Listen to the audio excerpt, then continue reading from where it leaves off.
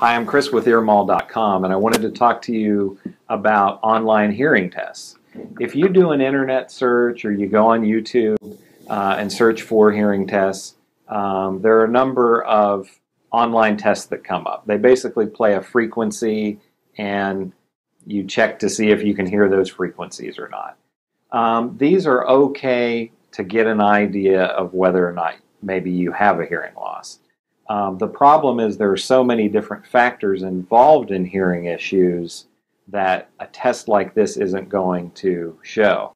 You could have problems with wax. That's something that can be easily taken care of.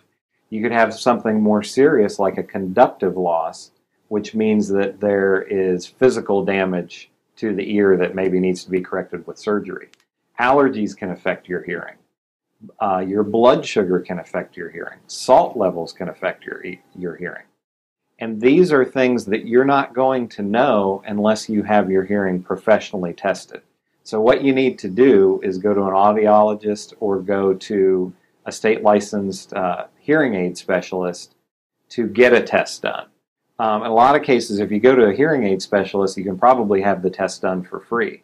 If you go to an audiologist, you may have to pay, but it could be covered by your insurance company.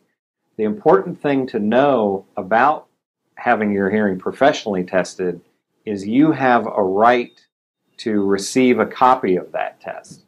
So you can take that wherever you want to go. If you want to go somewhere else to purchase a hearing aid, or if you want to go online to someplace like earmall.com to buy one of our devices, it's your right to get that hearing test.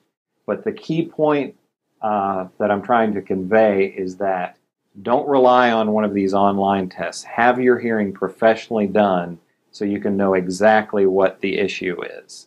And that will tell you exactly what you need to know. Thanks for watching.